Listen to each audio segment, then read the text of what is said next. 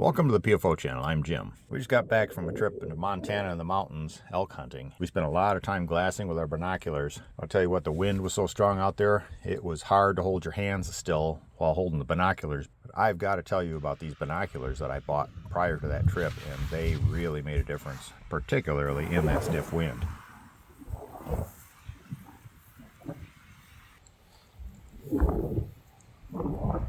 These Sig Sauer Zulu6 16 by 42 image stabilizing binoculars are a real game changer. That image stabilization is just unreal. With 16x, there's no way my hands are steady enough to look through a pair of 16x binoculars, because the hand movement and wind-induced movement, like I'm seeing today, Are also magnified. these are one of the tools that I didn't know I needed. Once I have it, I don't know how I ever got along without it. So let's do a flashback to the day I took them out of the box.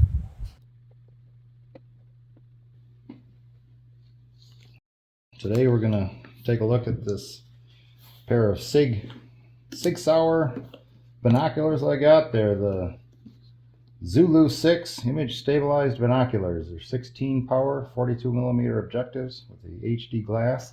And just by way of transparency, this is not a paid promotion or a sponsored review in any way.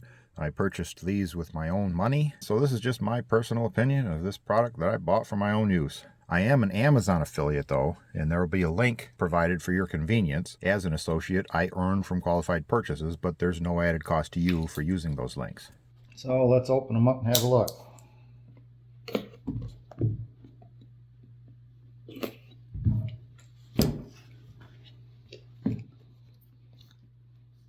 On the back here you can see some of the features.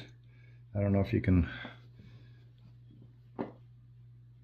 read any of that, but just some of the features of these: the image stabilization system and the coated lenses. They've got anti-reflective coating and anti-scratch coating, and lens shield to keep oils and water and gunk from sticking to the lenses, and quite importantly, an infinite guarantee. All Sig Sauer electro-optics are guaranteed forever. Unlimited lifetime guarantee, fully transferable, no warranty card or receipt required. No time limit applies, so that's a big selling feature.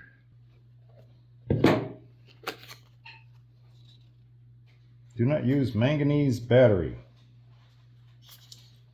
All right, I guess I'd have to check up on that and make sure that the kinds of batteries I typically use are not manganese. I didn't know there was such a thing, to be honest with you.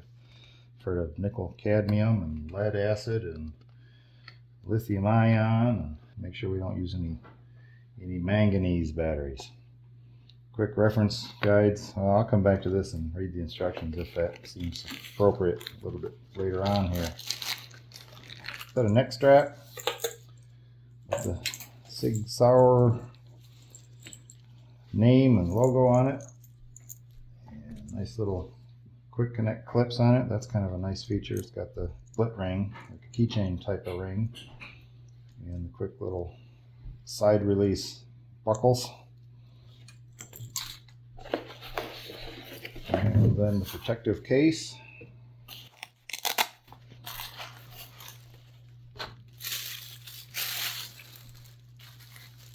One of the things that's immediately apparent on these is the unusual form factor compared to most binoculars that have two different tubes. And the way I understand that these work is that the roof prism is actually mounted on a gyroscope, and you can see there's a switch here to engage or disengage the optic stabilization. It's got the easy single finger focus on the top, and you've got the eye cups that do have detents, not just fully closed and fully opened, but it looks like they've got two in between stages, so you should be able to adjust those for any desired eye relief, depending on whether you wear eyeglasses or don't. It's also got the adjustment to to balance out your eyesight from right to left. A couple of spots for the straps. And then this is the interesting part, or an interesting part you don't usually see on binoculars. There's a place on the back here for a battery, and it's a little flip up lever that helps you turn that. And it's got the short threads, and there's already a battery in place, and took out the red mylar piece that was covering the battery post so that it will turn on.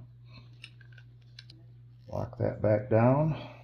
When you turn it into the image stabilization, you get a green LED indicating that your system is on. The interocular spacing is adjusted by the eyepieces back here. They have kind of a swivel. One thing that I always struggled with, well, as my other binoculars wore, the stiffness of the adjustment was getting less and less, and it was easier to accidentally move them as I was looking through them and adjusting the focus. These won't have that problem because the area where you're gripping it isn't part of the interocular adjustment system. And if you notice, these are geared. They must be geared inside, because if you move one of them, they both move. So I'm looking forward to getting these out in the field and trying them out. I'm going to see if I can demonstrate this optical image stabilization feature on these. Right now I'm pointing the Samsung S22 Ultra through the lens of the binoculars, and the stabilization is turned off right now. And that's a red-winged blackbird up there in the birch tree. And now before he flies, I'm going to see if I can switch this. There you go. Now I've switched it to image stabilization. And even though you can still see I'm moving around a little bit, you can see it takes a lot of the jitters off. Go back, turn off the stabilization. Oh my goodness, that's without it. I'll turn it back on again. That makes a big difference. Now this is doubly unstable right now, but it's the worst possible thing because I'm holding the binoculars with my left hand in kind of an awkward position, because I got to be able to reach the image stabilization switch with one finger, and then with my other hand I'm holding the phone up against the lens, and so it's about the least stable condition I can imagine to use these under. But you can see the difference. I'm going to turn it off again. Holy cow, you can see that 16x magnification, just it amplifies or magnifies every little hand movement. And turn it on again, and it just stabilizes it right out. That's pretty cool. Well, do you suppose I got some nice stable views of elk during a perfect elk hunt? Let's head back out to the windy mountains of Montana and see how that turned out. Yeah, just literally got blown off my head. That's windy. We didn't shoot an elk, and we didn't see any elk.